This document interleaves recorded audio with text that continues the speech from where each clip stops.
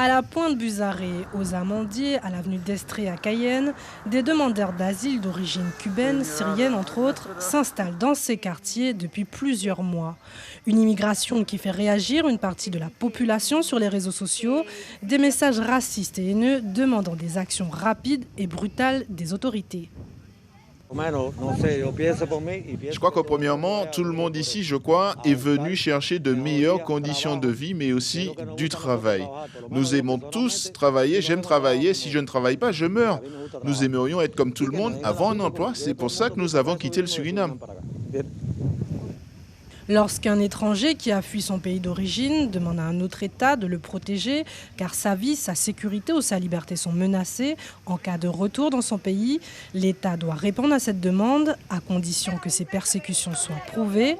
La Guyane, territoire français, est signataire de la Convention de Genève relative au statut des réfugiés. Après, il va travailler un travail d'enquête en fait, par rapport aux déclarations de ces demandeurs, puisque pour pouvoir bénéficier du statut de demandeur d'asile, il faut que l'OFPRA, donc l'office qui va étudier les dires, les déclarations, l'histoire en fait, de ces personnes, leur périple, les menaces éventuelles qu'elles ont connues dans leur pays d'origine.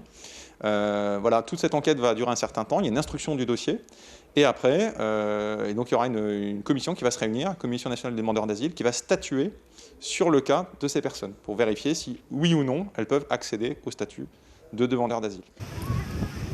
Il faut à peu près 2 mois à l'Office français de protection des réfugiés et apatrides pour statuer sur une demande d'asile. En attendant, ces réfugiés ont droit à un hébergement d'urgence. Seulement, ceux de Cayenne sont saturés. N'ayant pas le droit de travailler, des associations comme le collectif Unissons-nous leur apportent un soutien. Notre structure a pour vocation l'aide humanitaire.